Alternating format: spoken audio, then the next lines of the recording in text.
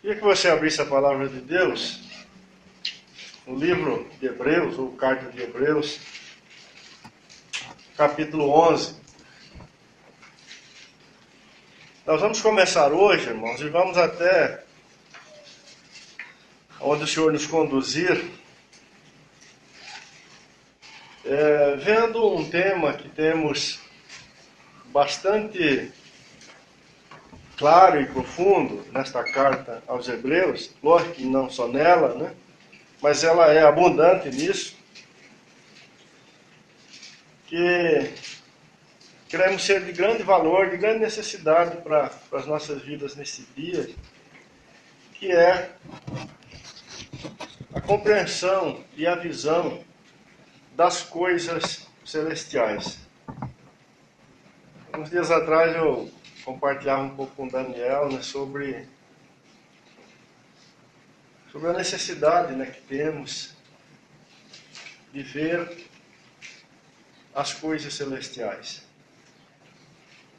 E creio que chegou a hora de olhar para a palavra de Deus e pedir graça, né, para o Senhor nos ajudar nisso.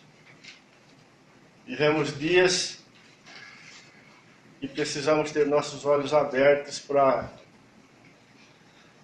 verdades tão importantes, né, e tão decisivas na nossa vida como igreja do Senhor. Então nós vamos começar aqui no capítulo 11, lendo do versículo 1 até o 3. Diz assim: ora, a fé é a certeza de coisas que se esperam, a convicção de fatos que não se veem. Pois pela fé os antigos obtiveram bom testemunho. Pela fé entendemos que o universo foi formado pela palavra de Deus, de maneira que o que é visível veio a existir das coisas que não aparecem.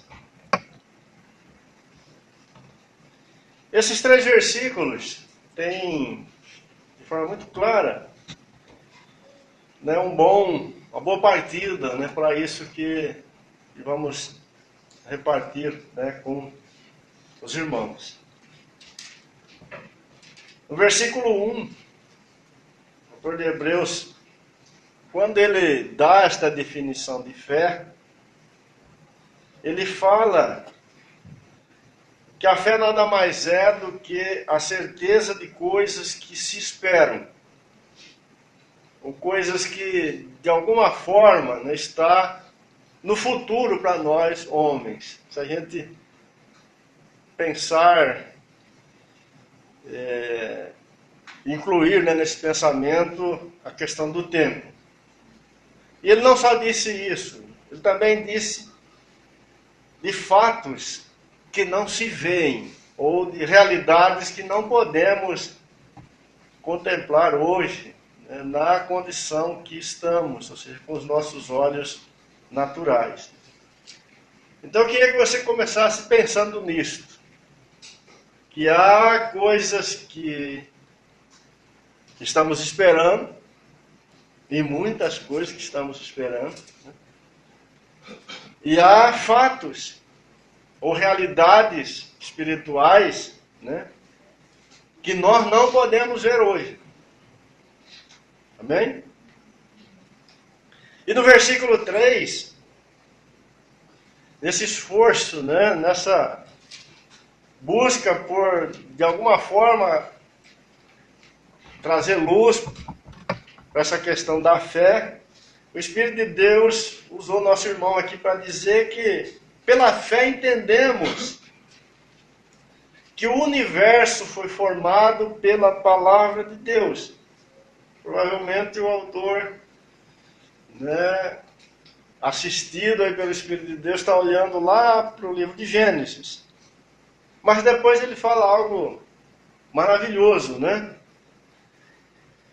Ele diz: de maneira que o visível veio a existir das coisas que não aparecem.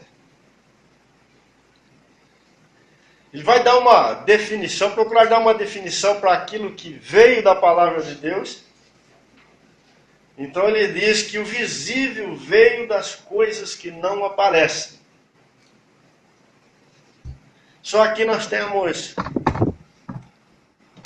uma riqueza muito grande, irmãos. E precisamos muito que o Senhor nos ajude, né? Para compreendermos o que está aqui. Mas inicialmente vamos olhar para o seguinte. Esse versículo fala claramente, e ele junto com o versículo 1, que aquilo que nós podemos, de alguma forma, conferir hoje, na condição que estamos, na limitação que temos, ou para sermos mais precisos, né? Essa criação material, que o autor aqui chama de universo, veio a existir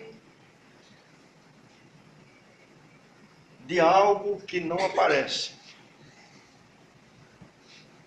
Sendo assim, a criação de Deus, ela tem, vamos colocar da seguinte forma, duas faces. Uma que hoje nós não podemos ver, nem conferir.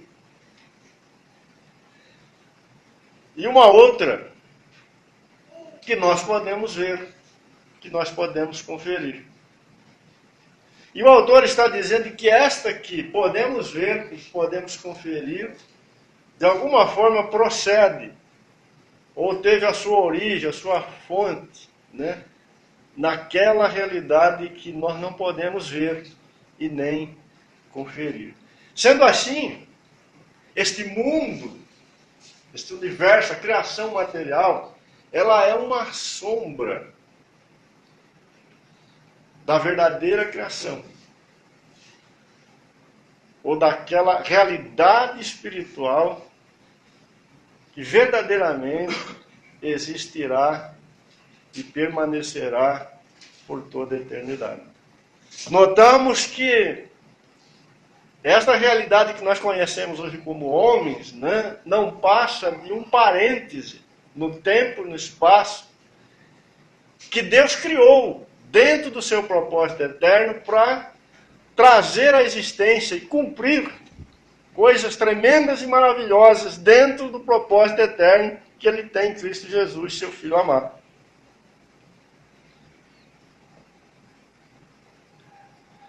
E o autor está dizendo que a fé nada mais é do que um homem, um filho de Deus, ter os seus olhos abertos e ver o que Deus está fazendo e se unir àquilo que Deus está fazendo de tal forma que ele se torne plenamente participante disso e corresponde e coopera com o Senhor, né, na direção que o Senhor está dando para todas as coisas.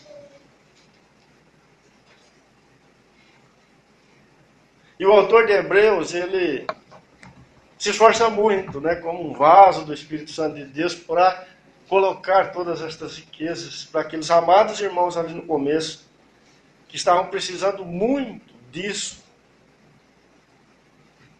para a hora que eles estavam vivendo. Dificuldades, desafios.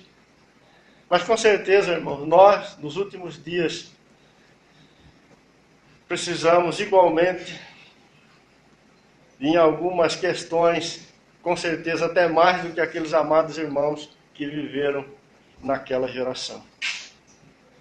E nós vamos, nessa dependência do Espírito de Deus, ficar o tempo que for necessário, olhando para estas coisas eternas, na confiança, né, de que o Senhor venha ministrar no nosso coração. Lógico que sem nenhuma pretensão, né, de esgotarmos isto. Ninguém, nenhum filho do Senhor, né, nenhum membro do corpo, nenhum de nós, individualmente, vai ver todas estas riquezas.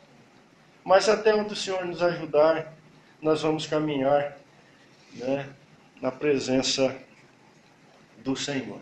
Eu queria inicialmente colocar algumas coisas para os irmãos, para servir de base. É importante, irmãos, nós temos já no nosso coração bem definido que, embora estas coisas celestiais sejam gloriosas, elas em si não formam, ou elas não são o centro do propósito eterno de Deus. O centro do propósito eterno de Deus é o Filho de Deus.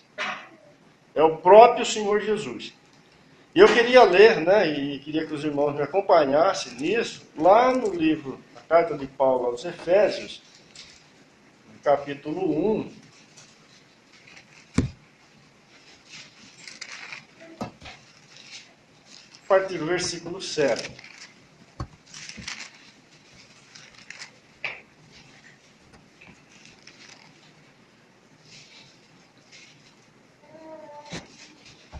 A parte final do versículo 7. Segundo a riqueza da sua graça, que Deus derramou abundante sobre nós em toda a sabedoria e prudência, desvendando-nos o mistério da sua vontade, segundo o seu beneplácito que propusera em Cristo, de fazer convergir nele, na dispensação da plenitude dos tempos, todas as coisas, tanto as do céu como as da terra. Então, o desfecho de tudo aquilo que está, né, no coração e na mente do nosso Deus não será em torno ou em favor das coisas maravilhosas que Deus criou, nem das celestiais e nem das terrenas. E quando olhamos para as Escrituras, né, podemos ver a grandeza das obras de Deus, da criação de Deus. Mas o que está e sempre estará, né, no centro de todas as coisas é o próprio Filho de Deus. Tudo e absolutamente tudo convergem para Cristo Jesus, o Senhor. Não vamos nunca perder isto de vista. Amém? Vamos voltar lá para Hebreus.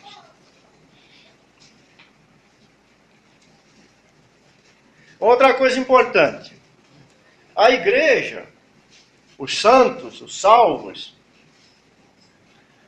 não foram remidos para estas coisas celestiais. Vou citar uma aqui, né?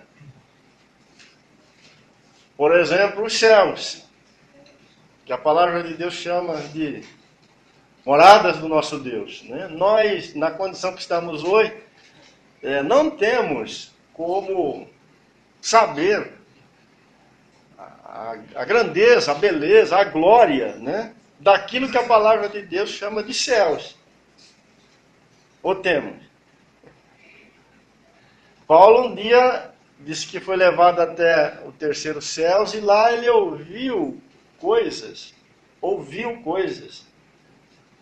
que não é nem lícito falar para o homem. Por aí dá para a gente ter uma ideia, né, de quão grandioso e maravilhoso, né, é este, vamos chamar, lugar. Mas nós, a igreja do Senhor, não fomos remidos, ou salvos, ou alcançados para o céu.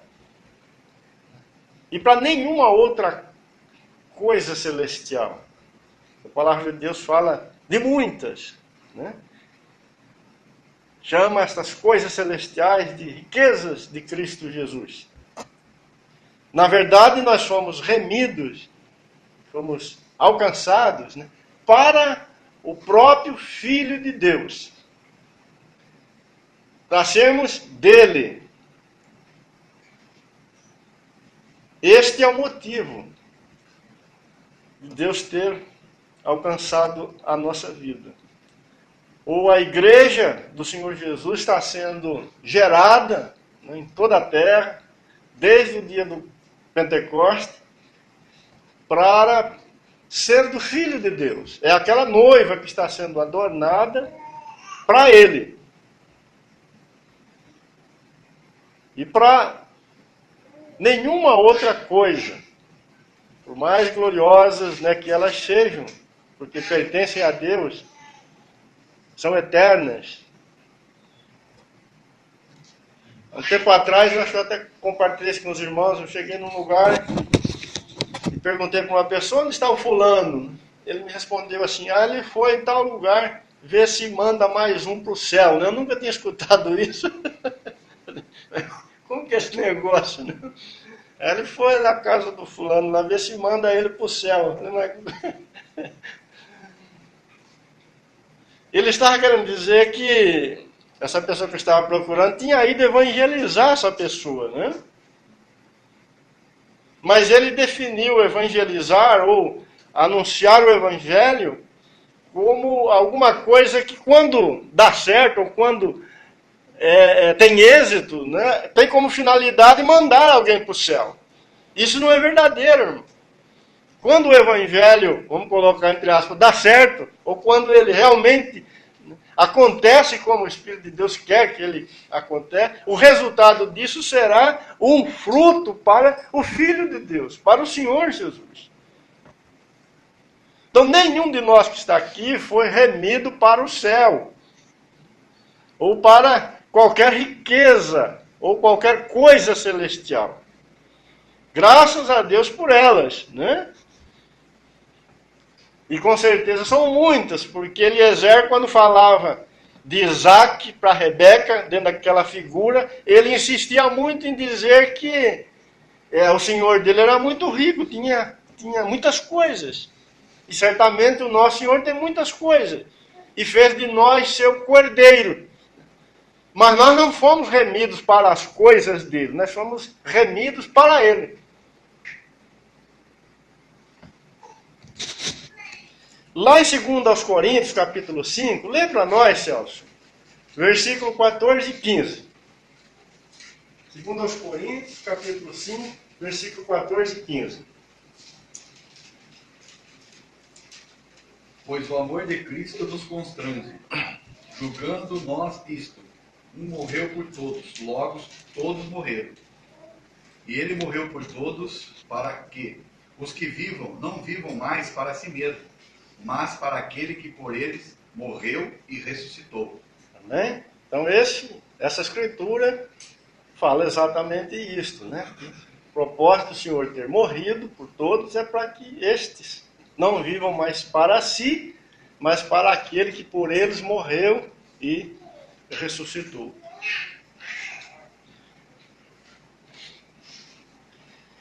As coisas celestiais, elas também têm o papel, né, de dar testemunho da grandeza do nosso Deus. Quando Paulo escreve aos Romanos, lá no capítulo 1, né, versículo 18 até o 20, se você quiser abrir e dar uma olhada,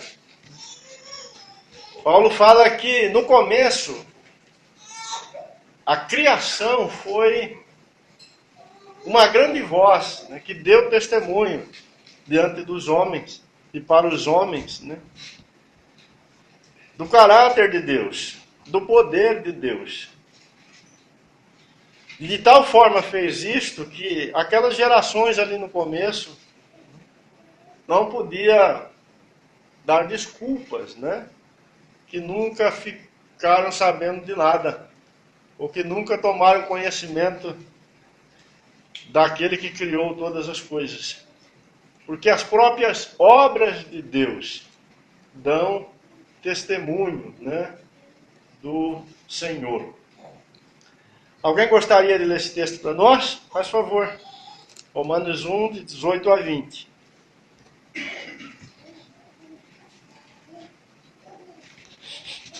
Porque do céu se manifesta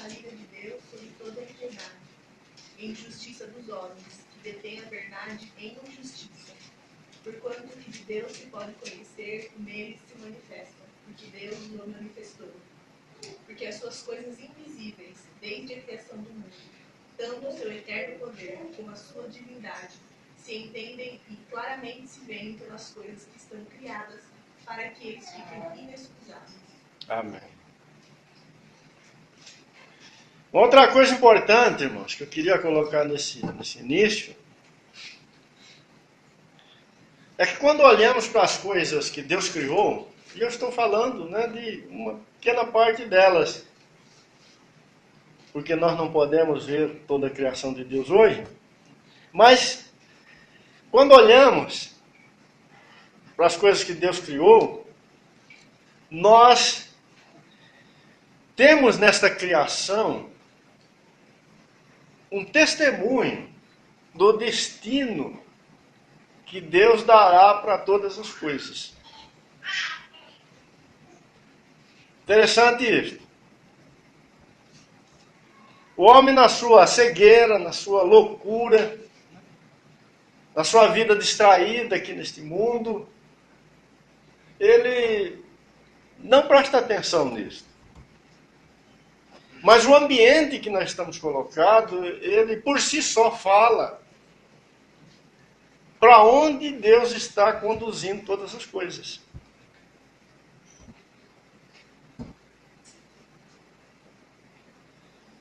E isso mostra, né, a importância que está presente numa leitura verdadeira das coisas que Deus criou.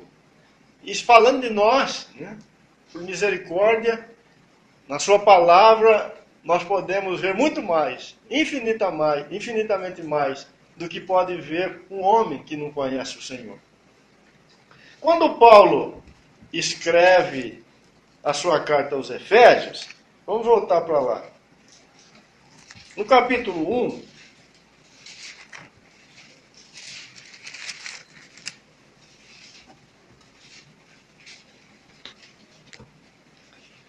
a partir do versículo 20,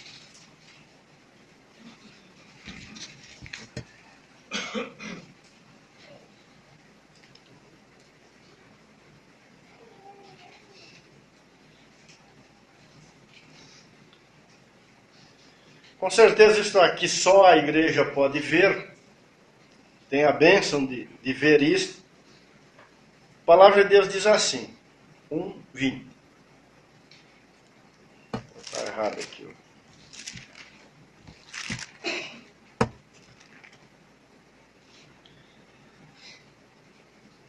O qual exerceu ele em Cristo. Paulo está falando do poder de Deus, né?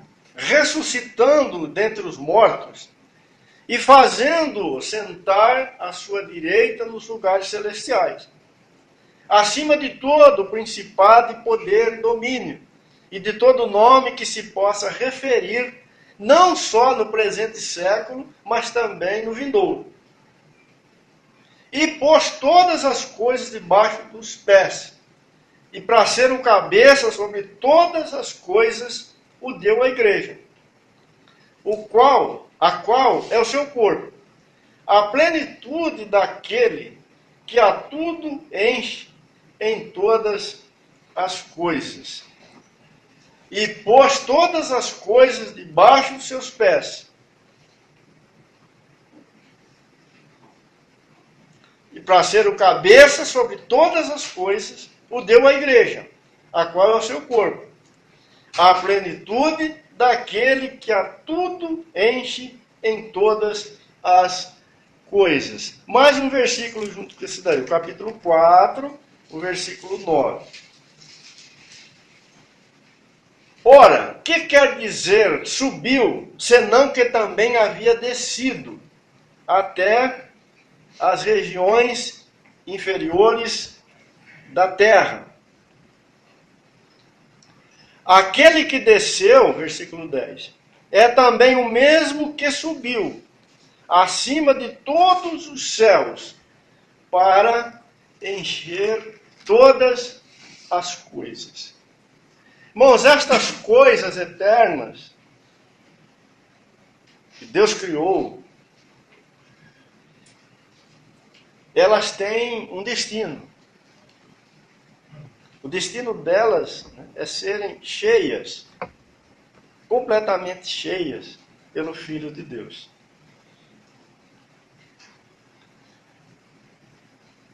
Não há outro propósito maior do que este, mais glorioso do que este, que ser cheio do Filho de Deus. Se isto chegar no nosso coração, debaixo daquele socorro do Espírito Santo de Deus, as coisas que Deus criou, especialmente aquelas que vão permanecer, ganham um significado completamente novo na nossa vida. E elas são colocadas numa ordem que o próprio Deus estabeleceu. Tudo para ser cheio do Senhor Jesus.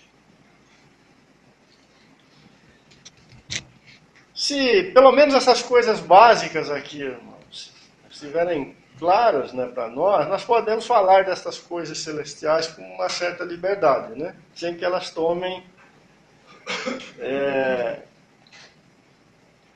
uma importância, um lugar que não devemos dar a elas. Mas, por outro lado, né, podemos, com a ajuda do Senhor, olhar para estas coisas e buscar todo o valor que elas têm e importância que elas têm na nossa vida como filhos de Deus.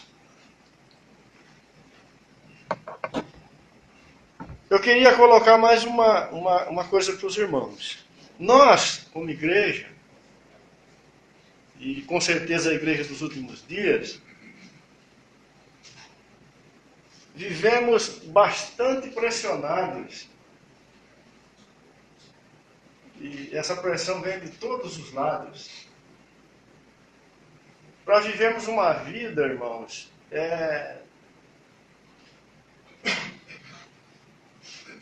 que tem suas raízes, né, e o seu foco nas coisas da terra. Há um esforço do diabo para trazer a igreja dos céus para a terra.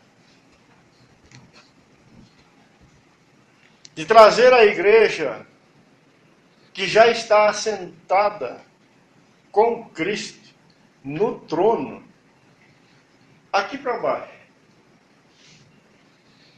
E fazer ela viver, né, como vive os demais homens.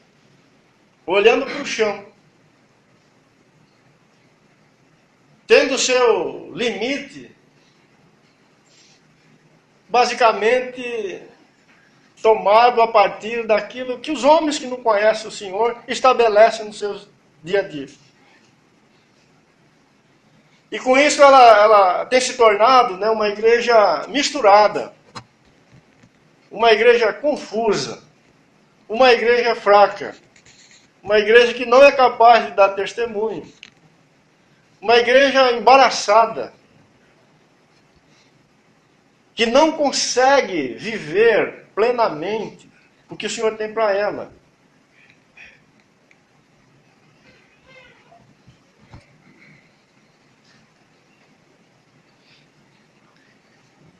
Vamos chamar esta coisa aí, né, de cristianismo. Porque há uma diferença gigantesca entre igreja e cristianismo. Cristianismo não é nada mais do que um sistema religioso. Que desceu do céu faz muito tempo e perdeu seu rumo. E se corrompeu no seu caminho.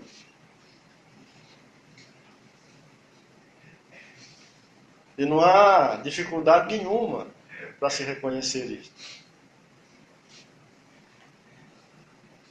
Mas, amados, o diabo não está mais preocupado com esse sistema. Ele quer trazer a igreja do Senhor, os filhos de Deus, aqueles que realmente nasceram de novo, que foram gerados pelo Espírito Santo de Deus,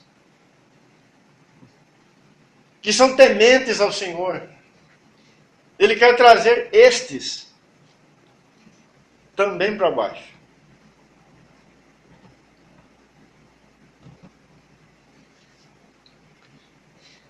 De tal forma que a igreja do Senhor se aproxime de forma indevida do dinheiro, do poder, da política, do conhecimento humano, do bem-estar, dos prazeres, de ideologias e de tantas outras coisas mais que pertencem a esta terra, a este mundo, que pertencem aos homens, mas que somos pressionados todos os dias para chegarmos perto disto, para tirar nossos olhos das coisas celestiais, e daquele que está no trono, e começarmos a tomar a nossa vida de todas estas coisas que nos cercam. E às vezes, irmãos, a proposta, a sugestão vem de fontes que nós não esperamos. Precisamos viver cada dia muito atento. Porque se descermos para o nível destas coisas aqui, com o povo de Deus, nós vamos fracassar. Nós vamos nos corromper.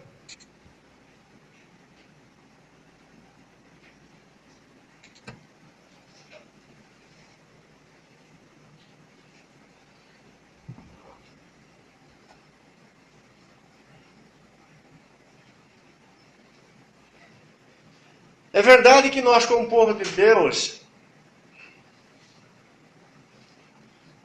não ignoramos a nossa condição no tempo presente. Né? Nós não somos anjos ainda, somos? Alguém aí tem pena, tem asa?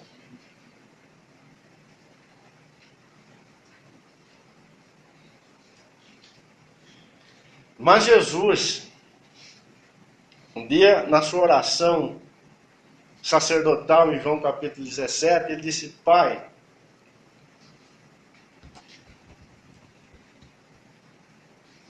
eu não peço que o Senhor os tire do mundo, mas que o Senhor os guarde ou os livre do mal. Não foi isso? No capítulo 15, no versículo 19, Jesus fala assim para os seus discípulos: eu não sou deste mundo.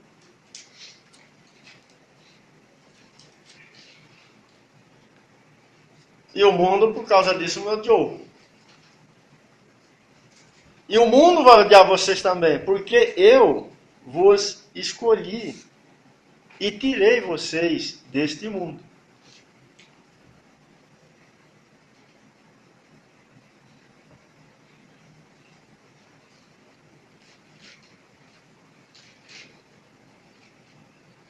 Eles estavam no mundo, mas eles não eram do mundo. Jesus esteve no mundo, mas ele nunca foi desse mundo. Jesus nunca se embaraçou com estas coisas que têm o poder de corromper a nossa vida, quando tomamos elas de forma errada.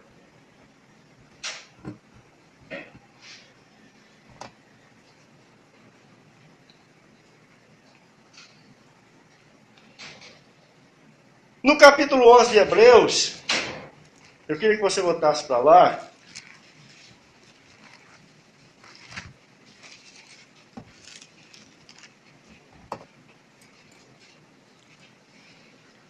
Vamos pegar a vida de Abraão e vamos ver como que ele viveu essa questão.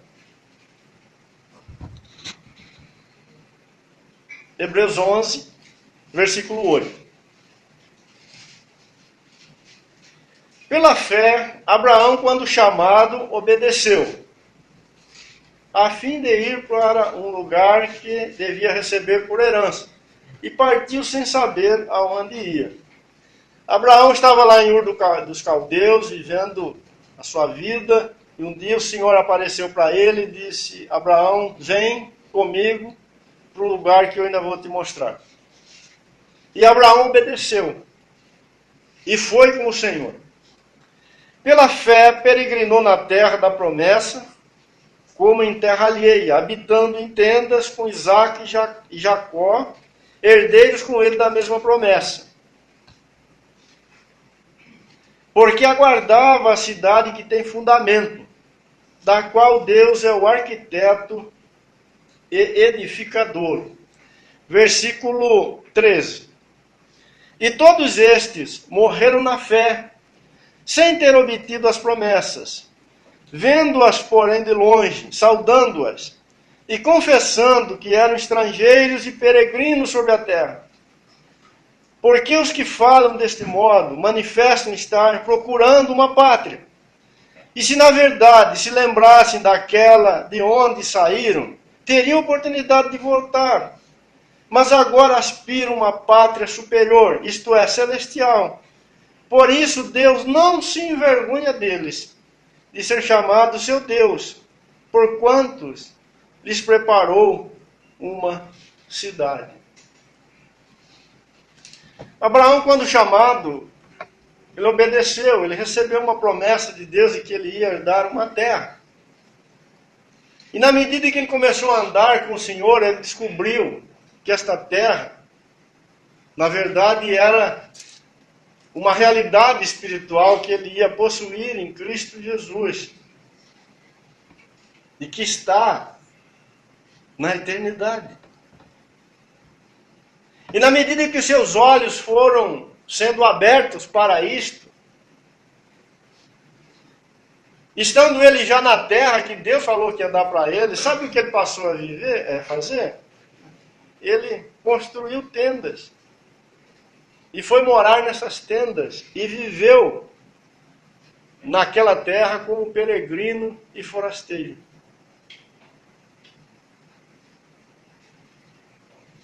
E ele vai até o final da sua vida.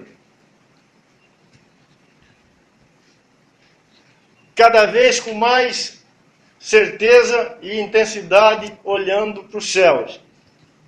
Aspirando e desejando aquela pátria que agora ele sabia que era celestial. Lá no versículo 16. E aí o versículo 16 termina que Deus não se envergonha destes, de ser chamado seu Deus. E então lhe preparou uma cidade. Ô irmãos, esse é o caminho do nosso Deus. Essa é a direção do nosso Deus. É assim que o Senhor faz a sua obra na igreja. E não o contrário.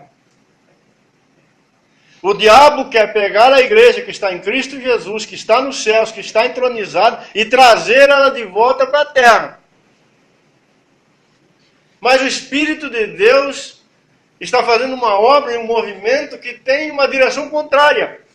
Está tirando e tirando e tirando as nossas vidas, o seu povo, deste mundo, desta terra, desta vida, porque lá é o nosso destino. E vai chegar um dia que ele próprio vem, literalmente, buscar os seus.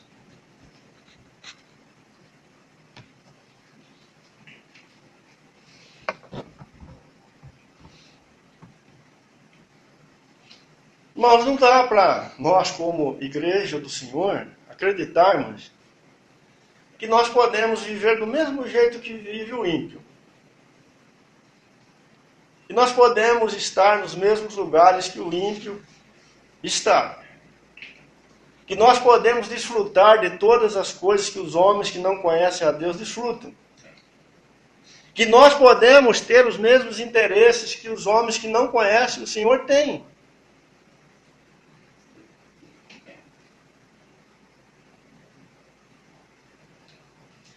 O homem que não conhece o Senhor, a sua vida está em torno do dinheiro, do poder, da política, do conhecimento, dos prazeres e de tantas outras coisas desta terra.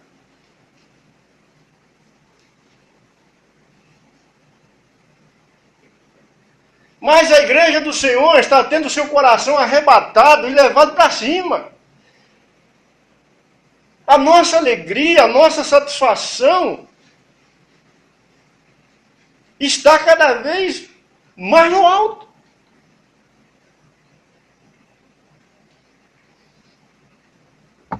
Vocês se lembram da parábola do semeador que Jesus contou?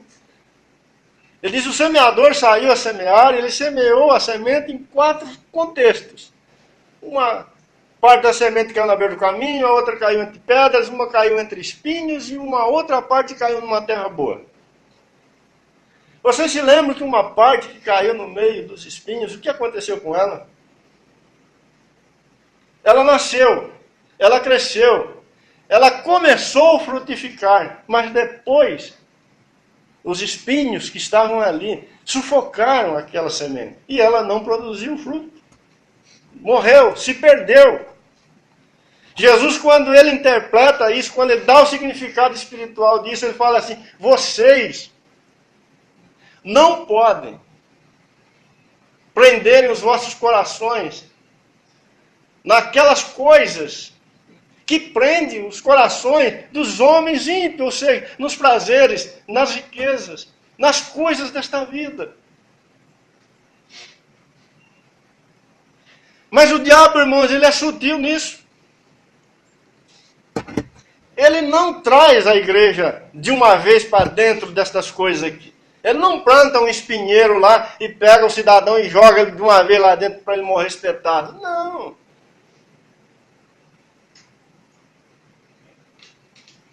Ó, dá uma encostadinha aí. Dá uma encostadinha, o espinho está ali ainda. Depois mais uma. E mais uma. E mais uma. Quando ele vê, ele está preso.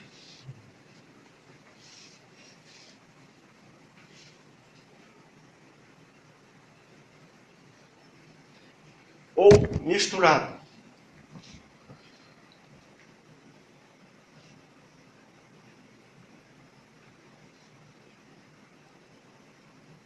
Não se iludam.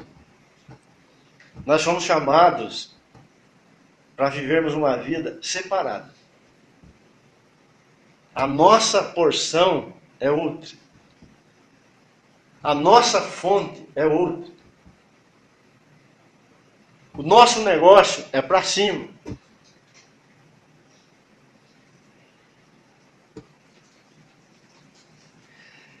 Somente quando enxergamos isto,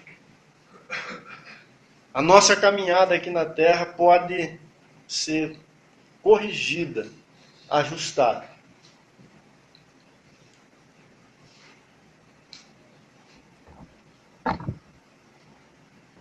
Abraão, ele foi ajustando a sua caminhada na terra na medida em que ele ia vendo as coisas celestiais.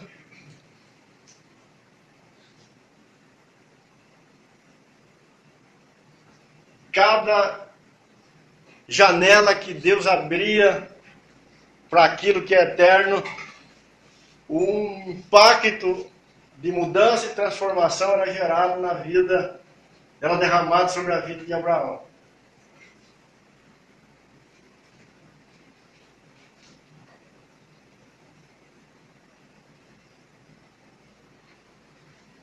Abraão termina a sua carreira aprovado diante do Senhor, chamado de amigo de Deus, pai da fé.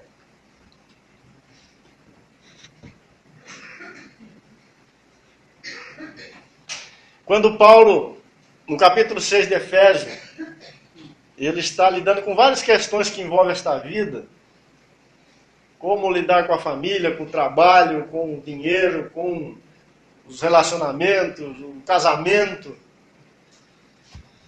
A última coisa que ele fala dessa lista é da relação entre senhor e servo. E ele fala assim para os senhores: senhores, tratem bem os vossos servos. sabendo o quê? O vosso Senhor, que está nos céus,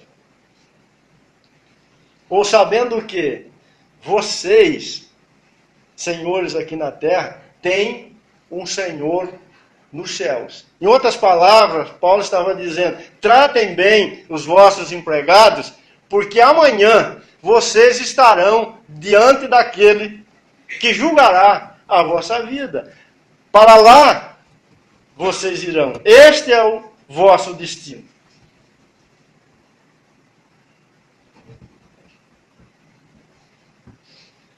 Irmãos, os céus, as coisas celestiais, elas, trazidas para a nossa vida por revelação, pelo Espírito Santo de Deus, elas ajustam a nossa caminhada no tempo presente. Agora, se formos cegos em relação a estas coisas e olharmos para baixo, nós vamos nos corromper. Porque não há nada neste mundo que coopera para a nossa santificação.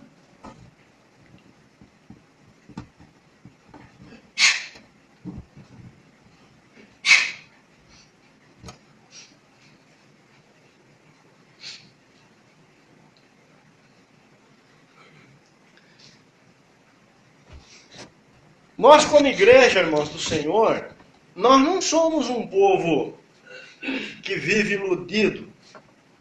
Nós não vivemos de fantasias.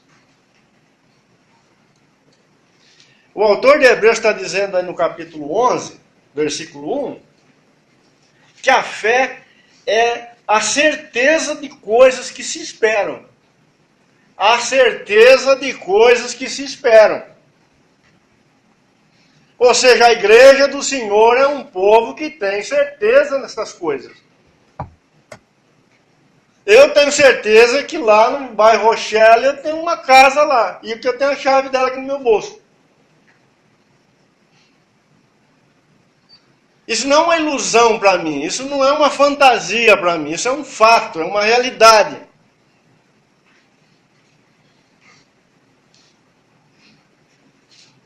E é a convicção de fatos que não se veem.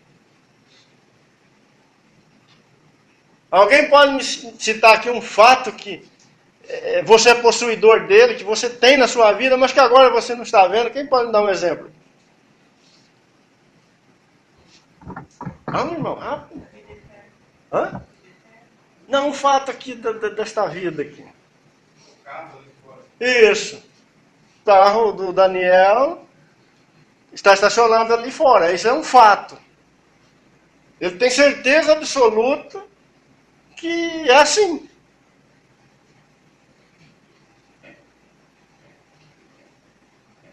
O povo de Deus, a igreja do Senhor, ela não vive de ilusão.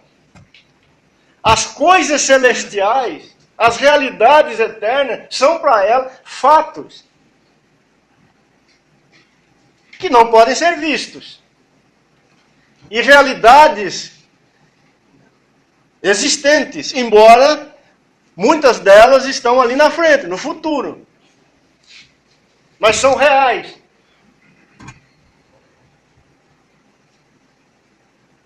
E os nossos olhos precisam ser abertos para isso, amado.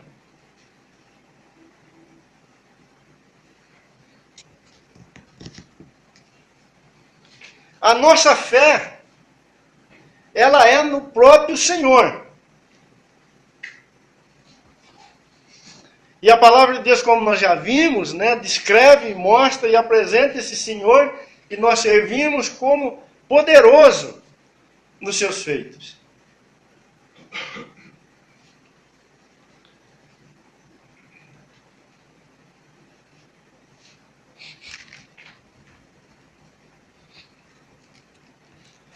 No Evangelho de João, capítulo 3, um dia o Senhor Jesus estava conversando com Nicodemos. Olha o que aconteceu. João 3,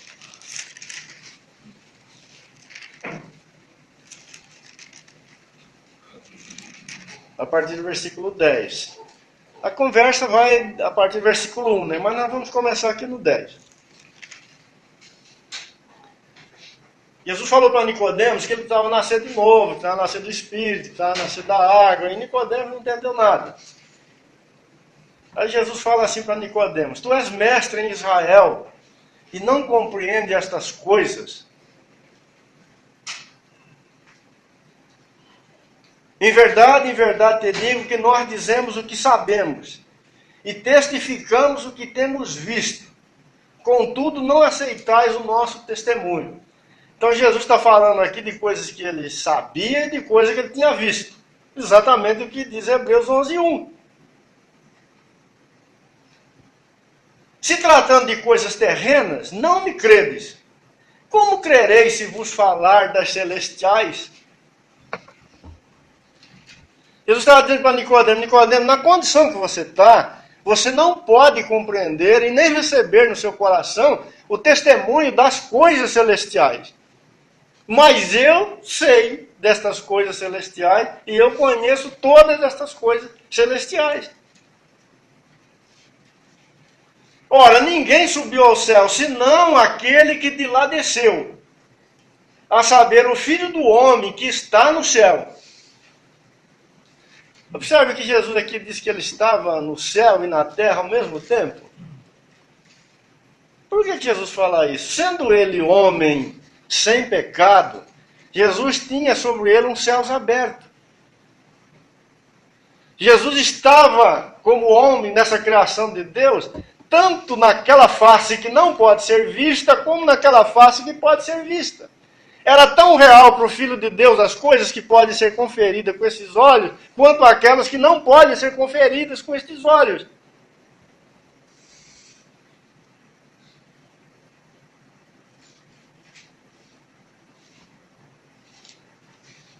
Por isso que tantas vezes o Senhor Jesus, incentiva aqueles que estavam com ele, para que não tirassem ou que colocassem plenamente os seus olhos e seu coração nas coisas celestiais. Porque ele tinha, só ele tinha, a compreensão e a revelação do roteiro de Deus. Nicodemos aqui não tinha. Ele achava que tudo estava limitado e restrito a esta condição que podemos conferir com os olhos. Ele só tinha uma parte das coisas, e por isso ele não tinha compreensão de nada.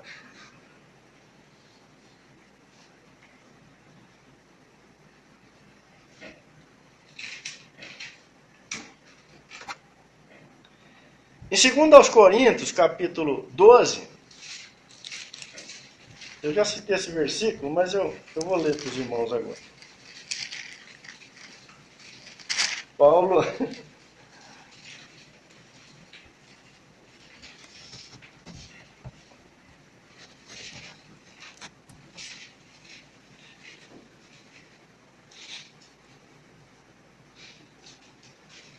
ele fala aqui daquela experiência que ele teve de ser levado até o terceiro céu, É necessário que me glorie, e ainda que não convém, passarei as visões e revelações do Senhor. Conheço um homem, em Cristo, que há 14 anos foi arrebatado até o terceiro céu. Se no corpo ou fora do corpo, eu não sei. Deus o sabe.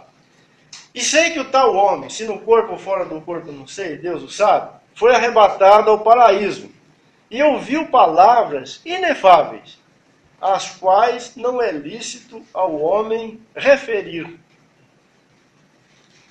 Por graça e misericórdia, o Senhor levou Paulo. E ele pôde conferir, segundo ele, no corpo ou fora do corpo, nem ele sabia, Mas lá ele ouviu coisas que não dá para contar para nós aqui na Terra.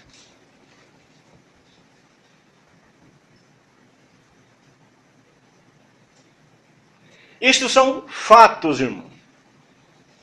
São realidades. Isto pertence a esta grande criação de Deus, que tem como centro, como propósito supremo, a glória do seu Filho Jesus. Mas o pecado, encobriu isto da humanidade. A descendência de Adão, ela perdeu, vamos dizer assim, o contato com isso. Eu creio, olhando para as Escrituras, até onde eu posso ver, que não é a intenção de Deus que o homem existisse. É cego em relação a tudo isso, como ele vive hoje. O homem era para viver na terra, estar na terra o tempo que Deus determinou para que ele estivesse, mas podendo contemplar este mundo de Deus, estas coisas celestiais. Mas o pecado impediu o homem, porque quando ele peca, ele foi tirado da presença de Deus. Ele foi expulso do paraíso. E ele foi mergulhado em trevas.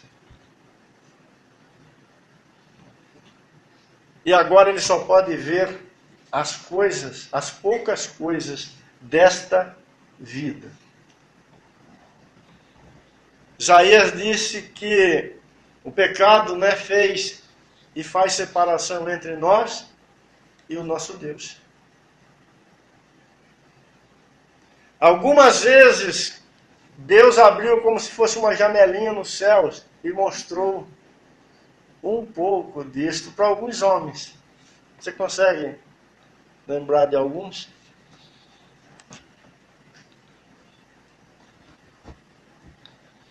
Se lembra de Jacó? Jacó, um dia Deus mostrou um pouquinho para ele.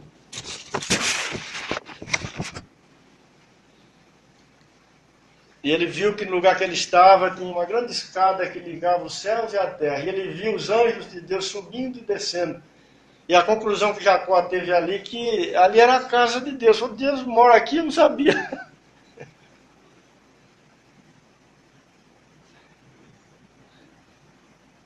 Vocês se lembram de Eliseu quando ficou acuado na sua casa por aquele exército inimigo? E ele estava junto com o seu ajudante, E o seu ajudante, quando viu aquele grande exército, ficou desesperado, falou, agora nós vamos morrer, Eliseu. E Eliseu falou para ele, calma, calma. E ele orou ao Senhor, e ele pede ao Senhor, Senhor, abre os olhos desse rapaz aí, para ele ver que os que estão conosco são muito mais do que aqueles que estão contra nós. E Deus fez isso. Abriu os olhos daquele ajudante de Eliseu, e ele pôde ver o que ele não via. Que o Senhor estava ali.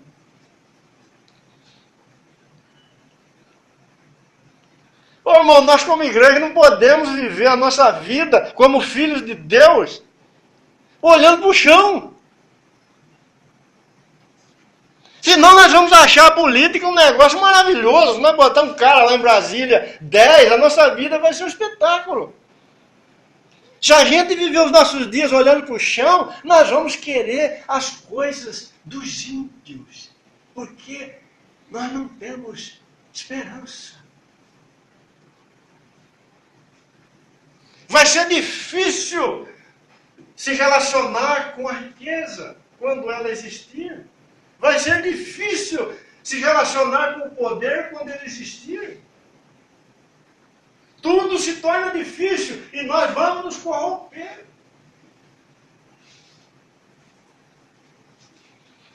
Abraão viu os céus. Quando ele teve que dar as costas para Sodoma, ele não teve dificuldades. Mas Ló não viu os céus. E Sodoma foi maravilhosa para ele.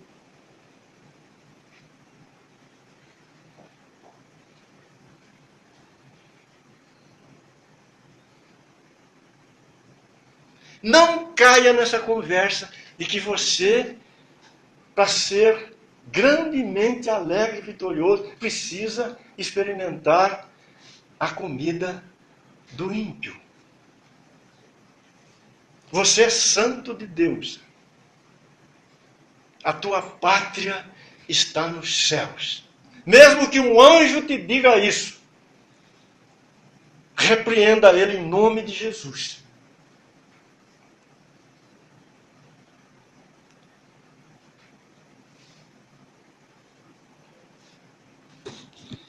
A criação, com o seu parêntese material e temporal, nela nós vemos o movimento do Filho de Deus para revelar o Deus eterno e a sua glória. Mas eu quero, nos minutos que ainda temos, com calma, olhar com os irmãos para essa questão aqui. Por que existe esse parêntese, vamos dizer assim, dentro da criação de Deus? Onde está presente o tempo, espaço, a matéria? Ou seja, por que existe essa condição na qual estamos colocados e por onde começamos? Isso aqui não é um acidente. Nós só vamos entender isso aqui se a gente entender aquilo lá.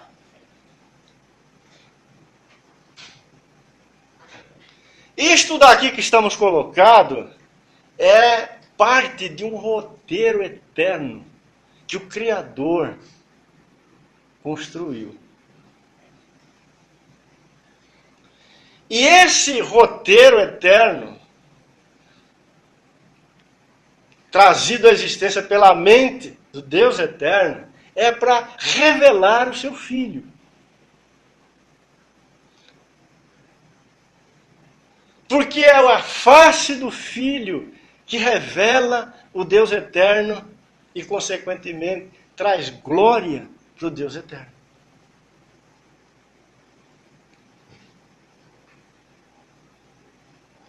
Como o Filho tem se revelado?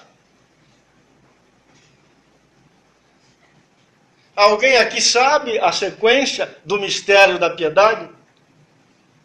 Descrita por Paulo, lá na primeira carta a Timóteo. Depois nós vamos chegar lá.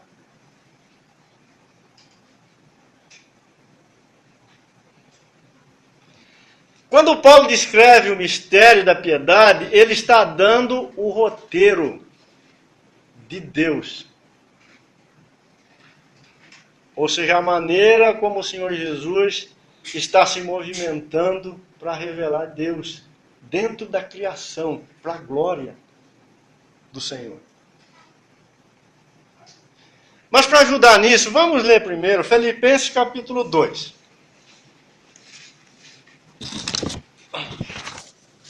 Filipenses capítulo 2.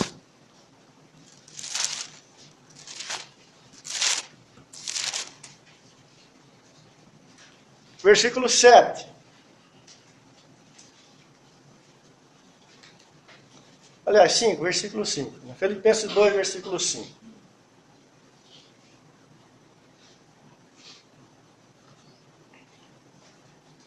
Tendo em vós o mesmo sentimento que houve também em Cristo Jesus. Pois ele, subsistindo em forma de Deus, aqui começa o roteiro de Deus. Não julgou como usurpação ser igual a Deus. Antes a si mesmo se esvaziou, assumindo a forma de servo, tornando-se em semelhança de homens, reconhecido em figura humana. Assim mesmo se humilhou, tornando-se obediente até a morte e morte de cruz. O Filho de Deus aqui está fazendo que movimento? Ele está vindo da glória para a humilhação.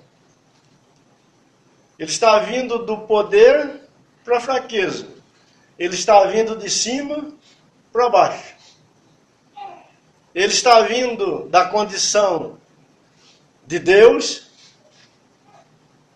para a condição de Deus, mais de Deus homem.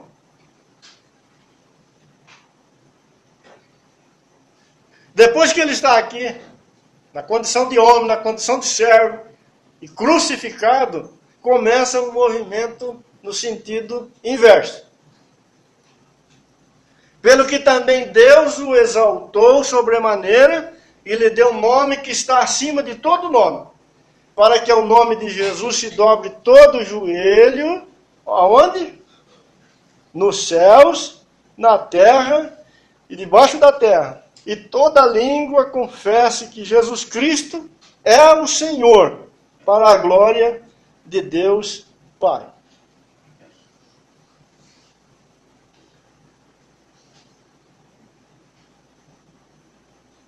Que coisa tremenda.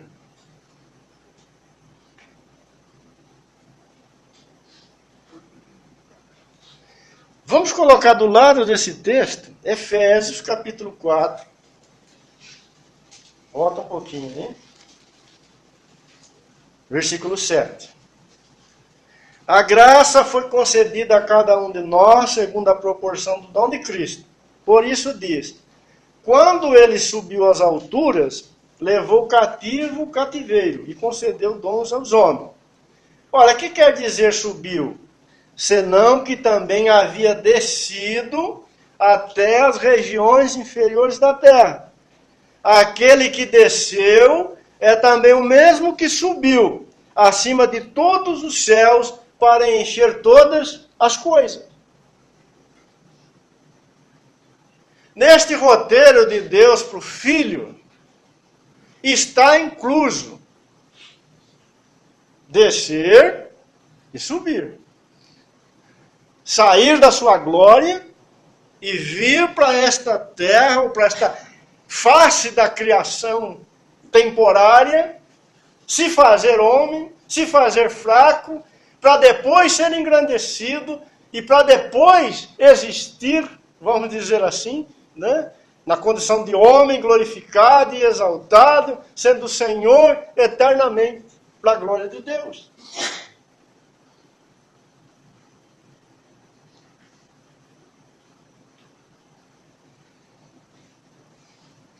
No livro aos Hebreus, capítulo 1, então vamos ver só mais esse texto aqui em Hebreus.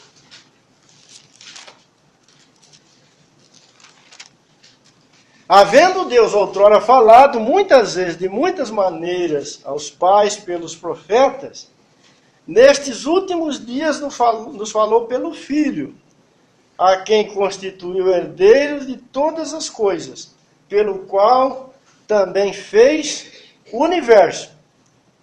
Ele que é o resplendor da glória e a expressão exata do seu ser, sustentando todas as coisas pela palavra do seu poder. Depois de ter feito purificação dos pecados, assentou-se à direita da majestade nas alturas, tendo se tornado tão superior aos anjos, quanto herdou o mais excelente nome do que eles. Ou era necessário, estava no propósito de Deus, que o Filho fizesse esse movimento.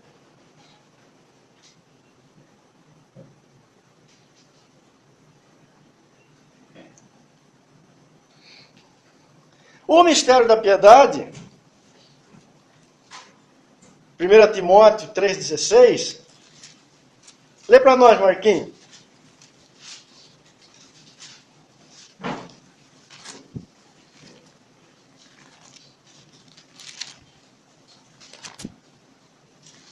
Sem dúvida alguma, grande é o mistério da piedade. Aquele que se manifestou em carne foi justificado em espírito, visto dos anjos, pregado aos gentios, crido no mundo e recebido acima na glória. Isso. É a mesma coisa. João, escrevendo o seu evangelho, olha como ele coloca. No princípio era o Verbo. E o Verbo estava com Deus. E o Verbo era Deus. Ele estava no princípio com Deus. Mas o desejo e o propósito de Deus não era que todas as coisas ficassem aí. Todas as coisas foram feitas por intermédio dele. E sem ele nada do que foi feito se fez. Então Deus chama a existência uma criação espiritual e também material. A vida estava nele, e a vida era a luz dos homens. A luz resplandece nas trevas, e as trevas não prevaleceram contra ela. E se você continuar lendo, né, quando chegar no versículo 14, João vai dizer assim: e o verbo se fez carne, e habitou entre nós, cheio de graça e de verdade, e vimos a sua glória como do unigênito do Pai. Vocês percebem que o Deus Filho, na sua encarnação, que ocorreria, que se daria neste mundo no qual estamos colocados, é que manifestaria a glória de Deus?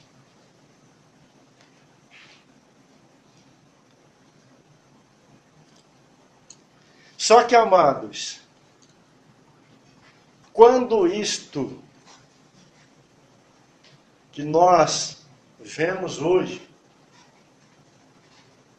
cumprir o seu papel, Deus vai recolher isto. E o que vai permanecer são as coisas celestiais.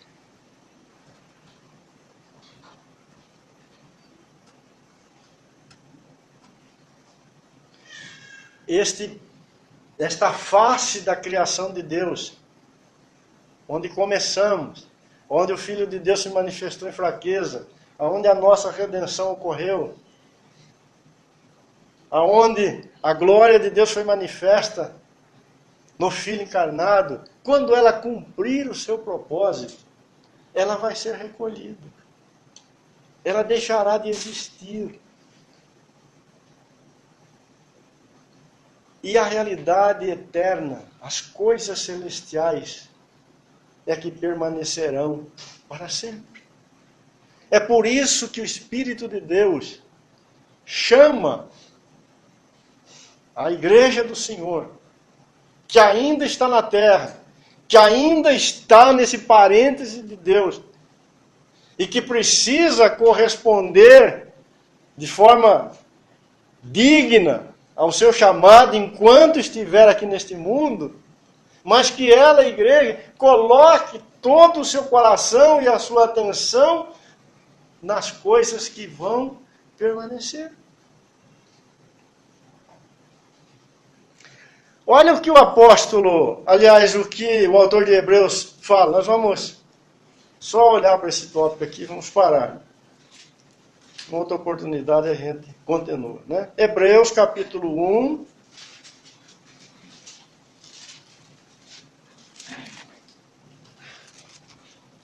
A partir do versículo 8.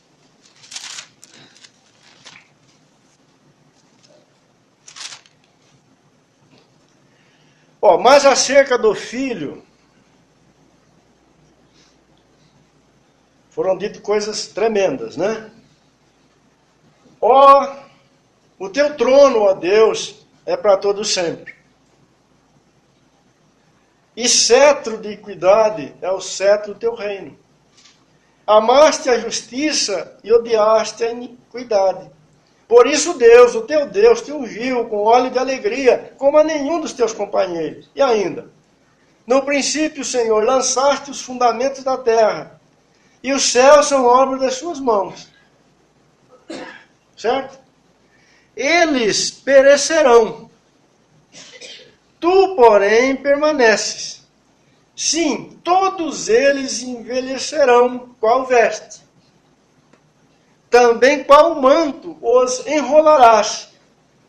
E como vestes serão igualmente mudados. Tu, porém, és o mesmo, e os teus anos jamais terão fim.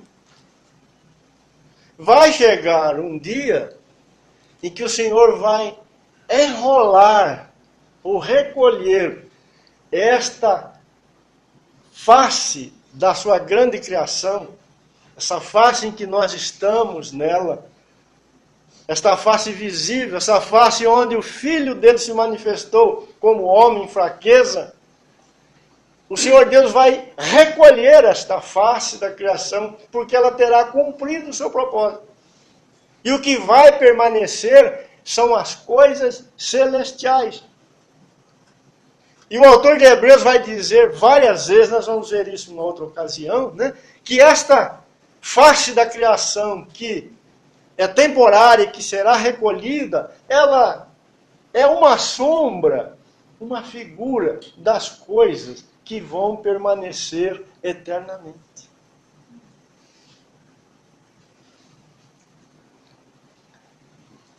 No capítulo 12 de Hebreus, ele repete isso, né? O autor. Versículo 25. Tende cuidado, irmãos, não recuseis ao que fala. Pois se não escaparam aqueles que recusaram ouvir quem divinamente os advertia sobre a terra, muito menos nós, o que nos desviamos daquele que dos céus nos adverte.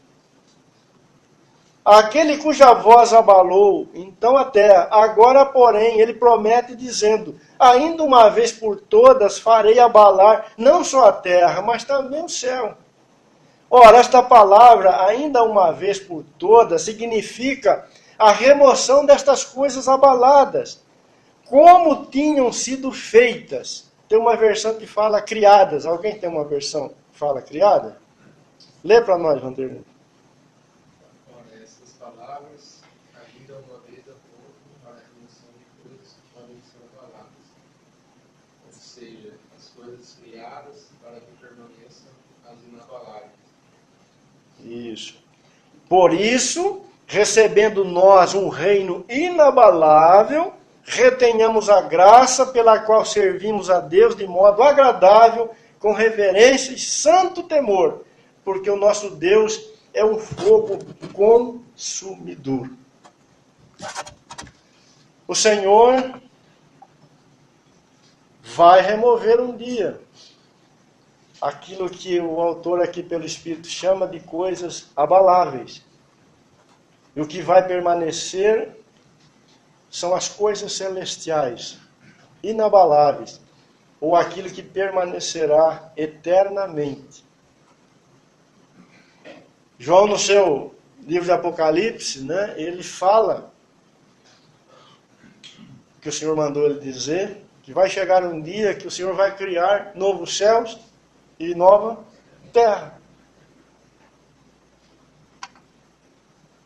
Eis que faço nova todas as coisas.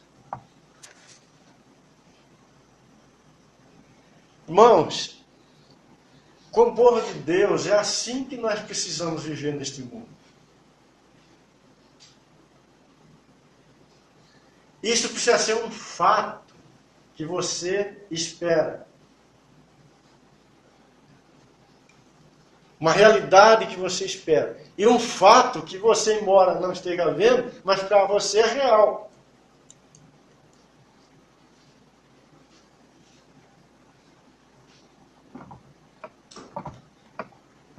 Os irmãos aqui desta carta de Hebreus, eles estavam perdendo tudo que tinham. Estavam tomando deles os bens. Estavam sendo presos. Qual foi o encorajamento do autor? Vocês sabem que vocês têm uma riqueza superior a estas que estão tirando de vocês.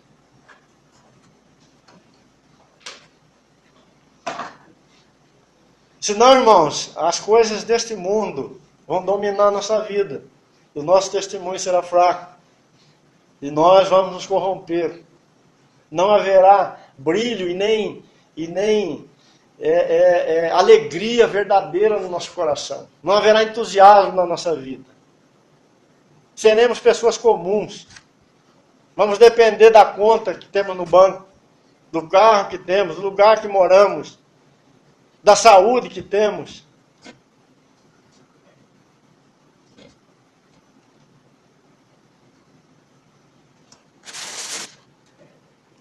Que o Senhor nos ajude.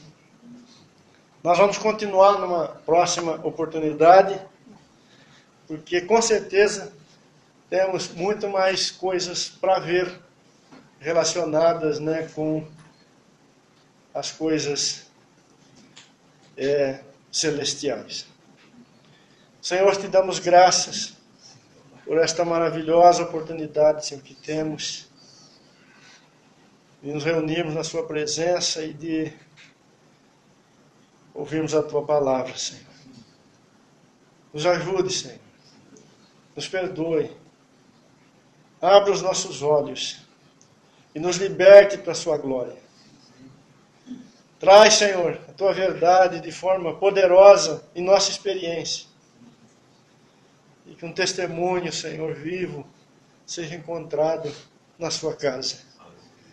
Obrigado, Senhor, por esta noite. Em nome precioso do teu Filho amado. Amém, Senhor.